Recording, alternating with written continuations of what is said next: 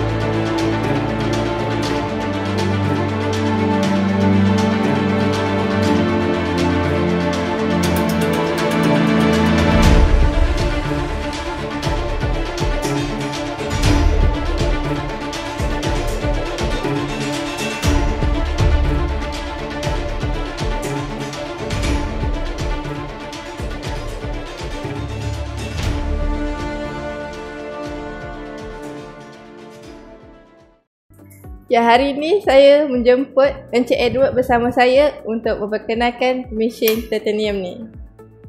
Halo Cik Husna, apa khabar? Ya, khabar baik. Harap semua sihat ya. So memang hari ini kita nak buat JYS Titanium 321 AC/DC, mesin TIG.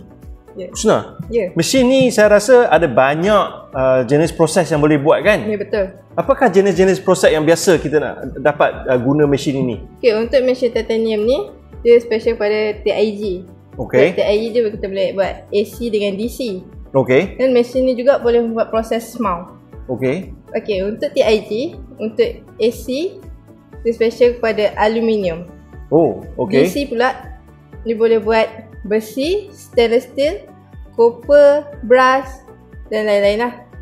Okay. Okay. Untuk proses mount pula, dia boleh buat mount pass. Dia ada pass. Oh, tu yang ada special pulse ni mesin ni. Ya. Oh, bagus lah kalau pass.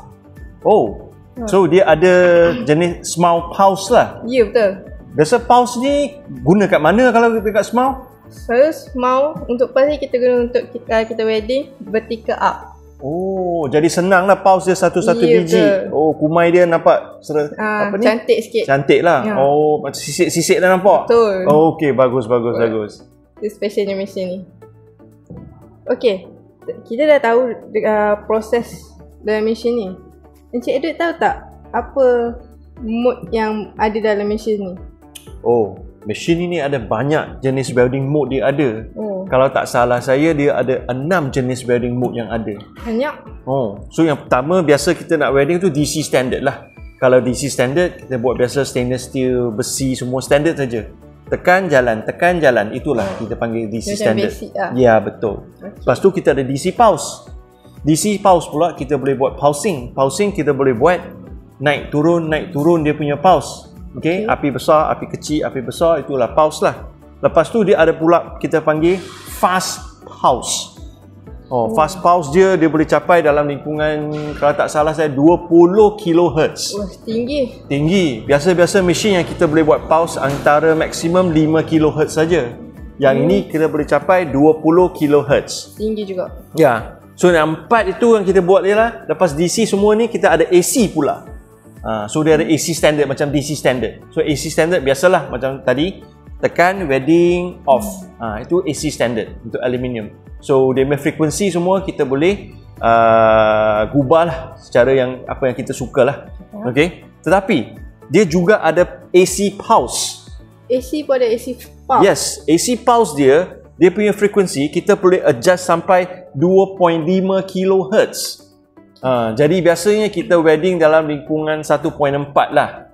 1.4 antara ya betul 1 kHz sampai 1.4, tapi dia boleh capai 2.5 kHz. Yang last kali yang apa mesin yang ada ialah kita panggil AC mix. Itu yang paling cantik untuk aluminium wedding. Because AC mix ialah dia akan campur gabungkan DC dengan AC sekali untuk kita buat wedding dah aluminium. Campur juga. Betul. Canggih jugalah mesinnya. Betul. Sekarang kita dah tahu dia punya jenis proses dengan jenis wedding mode. Sekarang kita dah tahu pula apa dia punya input power dengan duty cycle dia. Betul. Itu penting juga. Kerana kita tahu mesin ini bukan single phase. Ini mesin 3 phase. Dan apa duty cycle dia dalam mode MMA, apa duty cycle dia untuk DC, AC/DC pula. So kita kena tahu. Jom mari kita tengok spek dia. Okey, untuk mesin ini ialah mesin 3 phase. So 3 phase dia ada guna 4 pin lah. Bukan 5 pin. 3 phase tapi 4 pin. So Malaysia punya 3 phase ialah 415 lah. So dia boleh ada input power antara 400 hingga 440 volt. Jadi Malaysia 415 memang tak ada masalah. Untuk duty cycle dia pula kalau kita lihat kat sini, ini SMAU. Maksimum 60% dia ada dekat 270 ampere. Untuk SMAU dia ada dua kan. So satu ialah untuk DC, satu ialah untuk AC. Kalau untuk DC dia boleh capai 220 M untuk 100% duty cycle. Untuk AC wedding pula dia juga ada AC SMAU. So AC SMAU dia boleh capai 220 M dekat 100% duty cycle. Biasanya kita lihat dekat sinilah 60% lah. 60% dah 270 sama dengan ini. Lepas tu kita lihat pula dia ada TIG DC dengan TIG AC. Kalau TIG DC sama juga 100% dia boleh capai DC dekat 310 M. Kalau untuk AC dia boleh capai 310 M juga.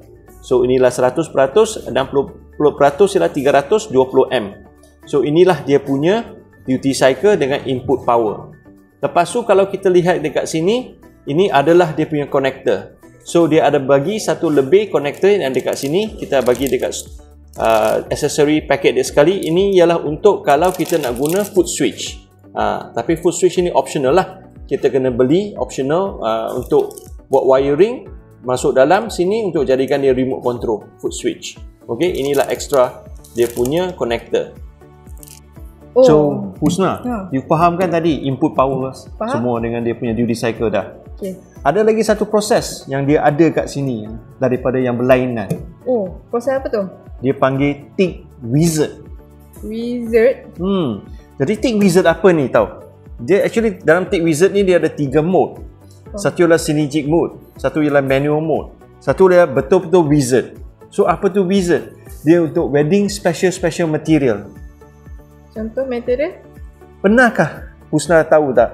Kalau untuk aluminium, kita guna tungsten merah untuk wedding aluminium. Tak pernah. Tak pernah kan? Biasa kita guna hijau, pure tungsten. Betul. Ini tolerated. Mesin ini boleh guna 2% tolerated punya tungsten untuk wedding aluminium. Inilah kecanggihannya dalam mode wizard. Maksudnya kita wedding aluminium pakai tungsten merah. Betul. Okay. So nanti kita boleh show lah macam mana nak buat. Tapi sekarang kita dah masuk bab untuk fungsi-fungsi yang ada dekat sini. Okey. Wow, Encik Edward. Saya tengok kat sini kan, banyak juga fungsi-fungsi yang ada kat dalam mesin ni. Betul. Boleh tak Encik Edward jelaskan fungsi-fungsi yang ada kat dalam mesin ni? Dalam mesin ini actually ada 8 fungsi dekat sini. Ini main screen saja. Home screen lah kita panggil. Dalam home screen dah ada 8. Dalam setiap screen ada lagi dia punya penjelasan apa nak buat. Banyak ah. Ya, betul. So, sekarang mari saya akan show you apa yang ada kat dalam semua ni. Okey, Cik Husna, kalau kita lihat kat sini, ini panel dia. Okey, control panel dia, ini home screen lah. Lepas tu dia ada lagi 4 button dekat sini. Lepas tu ada lagi yang boleh putar. Kita lihat sini yang boleh putar. Okey, sini boleh putar, sini pun juga boleh putar. Tapi fungsinya berbeza nanti. Okay, so first kita masuk pada proses ini. Apa proses yang boleh buat dekat sini? So kita nampak satu tick sini atau sini, balik. Kita panggil escape lah. Balik kepada screen yang previous screen. Okay, So kita sekarang nak tengok proses. Apa proses yang ada kat sini? So kita sini tekan OK. So dalam sini ada dua proses. Kita nampak MMA atau TIG. Okey, dalam TIG pula kita tekan, dia terus masuk kepada TIG proses. Dalam TIG proses apa, atau kita nak balik kepada home screen, kita tekan ini. Dia balik kepada home screen. Okey, dan kalau ini OK, lepas tu masuk tick lagi. Okey, lepas tu kita nak tukar tick apa proses, kita tekan kat sini. Okey, kita boleh cari tick AC, pulse ke apa, semua dekat sini. Saya akan go through one by one lah. Okey, dia ada tick synergy, tick DC, tick AC, tick wizard. Yang saya cakap semua ni. Nanti kita akan go through ini. So kita balik kepada main screen tadi. So lepas tu proses, kita ada setting pula. Apa tu setting? Setting, kalau kita masuk setting, kita nampak display mode. Display mode ada easy, expert, advanced. Okey. Biasanya kalau untuk student, kita setting untuk easy. Why? Kita nak setting easy so that student tak boleh gubah apa-apa yang ada dekat screen ini. Untuk expert, kita dapat semua proses. Pulse, wizard, AC/DC mix, semua ada dekat sini. Okey. Lepas tu yang kedua yang kita tengok kat sini ialah language. Dia ada Perancis, English, Dutch to German, Italian dan Spanish.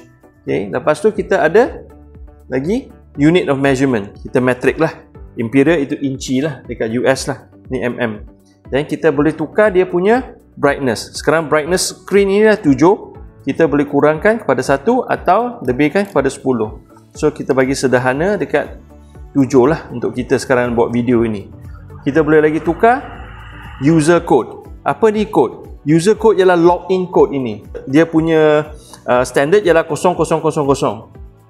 Cikgu boleh tukar. Lepas you tukar ni kod, student ke siapa tak boleh login. Student-student nama lain, dia tak boleh tukar apa-apa spek dalam sini. Sesiapa nak masuk spek ini, dia kena tahu kod ini 000. Jadi sekarang kita tak tukar. Lepas tu kita lihat sini tolerance. Actually tolerance ini dia punya current. Sini ialah plus minus 20% sekarang. Dia boleh capai sampai 100%. Maksud dia, input dia kalau 400 volt, dia boleh tahan sampai masuk 800 volt. Tapi kita jangan lah, kat Malaysia kita tak ada 800 volt lah. Kita biar, saya masukkan, biasa kita bagi tolerance 20% cukup lah. 20% at 400 volt.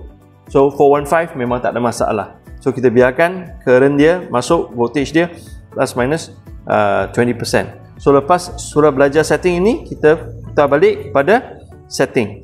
So lepas kita tahu proses setting, kita sekarang nak masuk kepada sistem. Apa itu sistem? Jom mari kita tengok.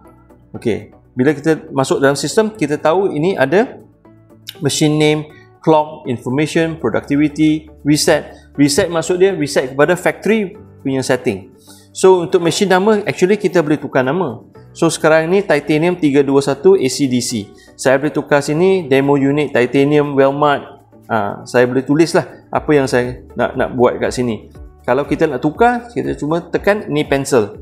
Tekan pencil, terus keluar ini, kita boleh tukar dengan putar. Nampak?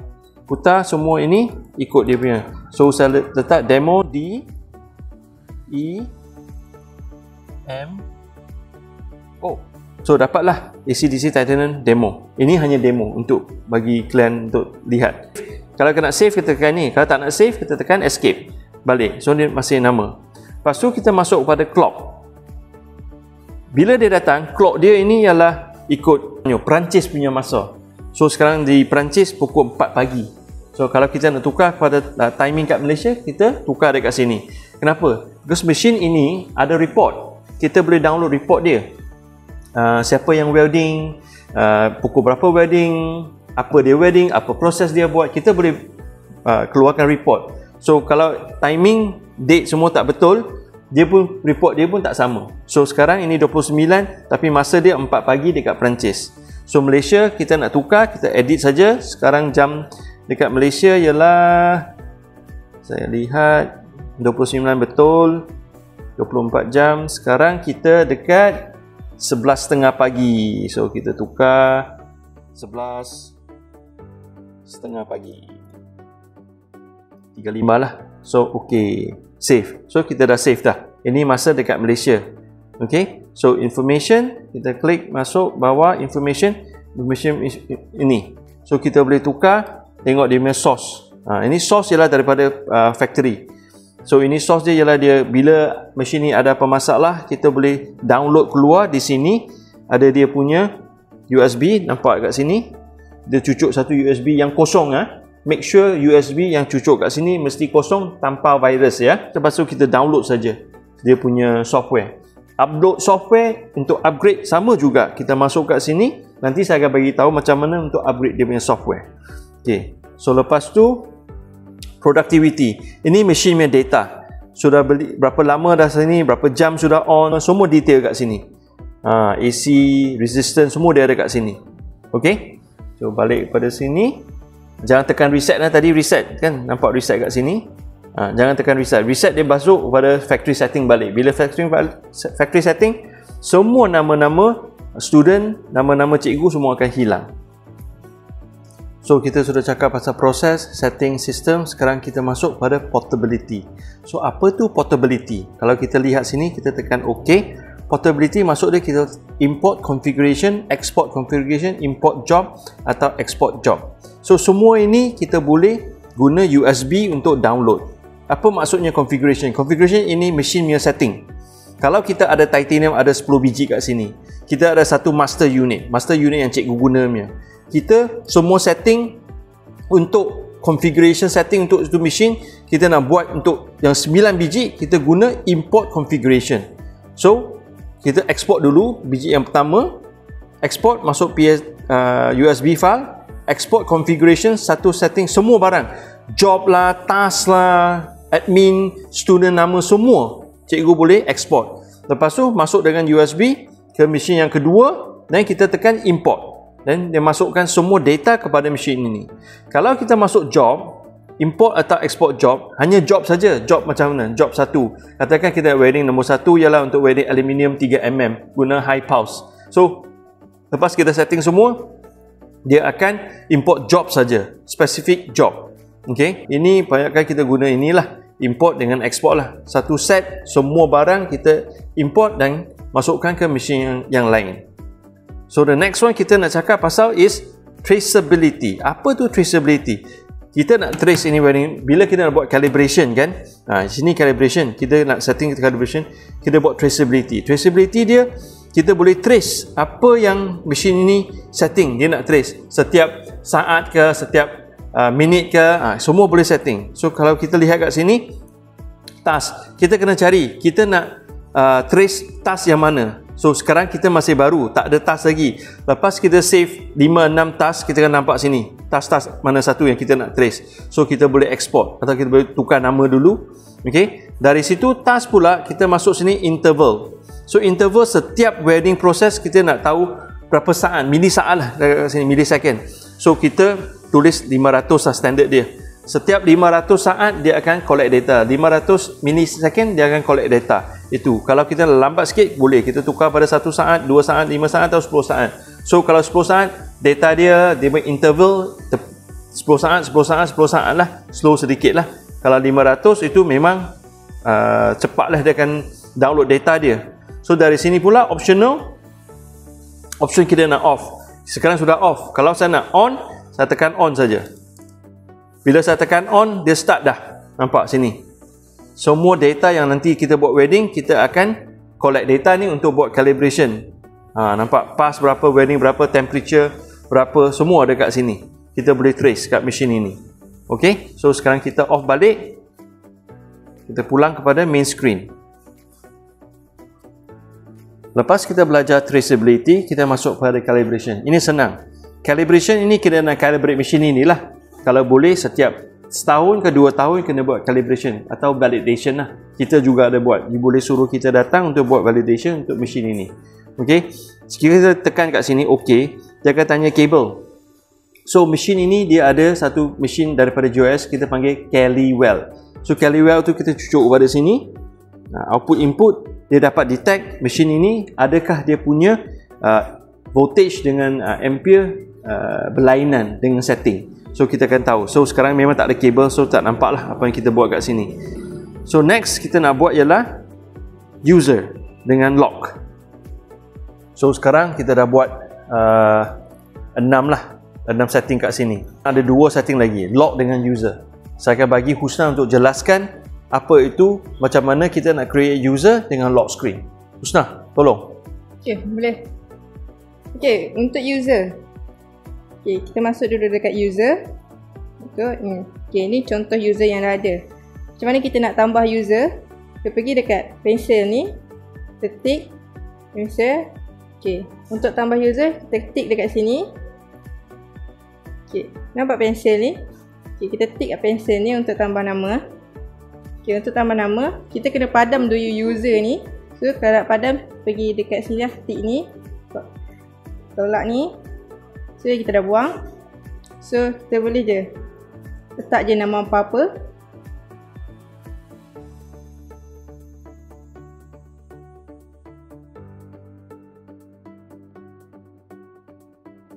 Contoh saya letak Fatin. Tapi dah akan jadi Fatin and ada double. So, Fatin ni kita kena tolak satu N tu. So dah akan jadi Fatin lah. Bila jadi Fatin macam ni, kita just tick untuk save lah. Kalau kita tak nak save, kita boleh back lah. Okay, save. So dia dah tambah dah nama Fatin dekat sini. So lepas kita tambah Fatin, avatar ni kita boleh tukar avatar. Dia boleh tukar warna saja. Dia punya ni sama je. So warna je yang berbeza. Tu salah satu contoh. Okay, team ni kita boleh create team lah. Okay, dia boleh sampai maksimum 10 team. User code, kod setiap satu nama tu dia kena ada kod dia lah. Tak kisah pun kita nak letak kod apa-apa. Jadi contoh 000. Nak tukar apa boleh, tak nak tukar apa boleh. So dia ada dia punya tolerance. Okay, toleransi maksimum plus minus dia 20% lah. Okay, dekat user tu sahaja. Okay, lepas kita dah set semua ni, nama apa semua. Okay, jangan lupa untuk save. Untuk save kita tick je right ni. So, dah akan save lah, nampak? Dan nama Fatin. Okay, tadi saya dah cakap pasal user. Sekarang yang terakhir kita cakap pasal lock pula. Okay, apa itu lock? Lock ni untuk kita nak lock. Kita masuk. Okay, contoh. Kita dah user tadi, kita pilih salah satu nama. Saya tunjuk contoh. Okay, pergi kat user. Kita boleh pilih salah satu nama. Contoh saya sebagai welder sekarang. Saya ambil nama saya. So saya tick. Okay, ni saya punya kod lah 000. So saya tick. So kita pergi dekat sini balik. Lepas tu kita pergi lock. Kita masuk lock. So dia akan lock satu nama je. So dekat task ni dia boleh simpan 9,999 task kat dalam ni. Dalam satu nama je lah. So sini nampak dia lock. Lock ni maksudnya dia lock satu nama saja. So orang lain tak boleh nak masuk lah. Kalau dia nak masuk, dia kena unlock dulu lah. Kena unlock dulu baru boleh change nama orang lain lah. Okay, contoh unlock dia, kita tekan je lock ni balik. Okay, passcode ni dia kena tahu passcode. Ni passcode saya lah 000. So dia tick saja. Bila dah tick, maksudnya dia dah unlock lah. Nampak? So kita boleh pergi dekat home screen balik. So tu je proses lock ni. Jadi kita dah habis cakap pasal lock. So lagi satu. Sekarang kita boleh tengok semua proses kan. Ada 8. Jadi 1, 2, 3, 4, 5, 6, 7, 8. So kalau kita pergi masuk salah satu nama, contoh user. Saya masuk dekat nama saya, Husna. Nampak? Saya boleh akses 5 proses saja yang dia keluar. Dia dah tak keluar, dah 8 tadi. Nampak kan? So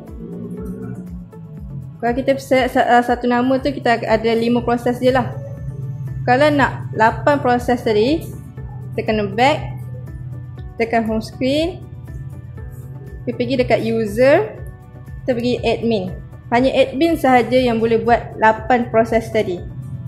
So nampak? Nampak? Admin sahaja yang boleh akses 88 ni. So kalau kita select nama saja, nama tu dia boleh akses dalam 5 proses sahaja. Okay, itu sahaja untuk yang terakhir ni.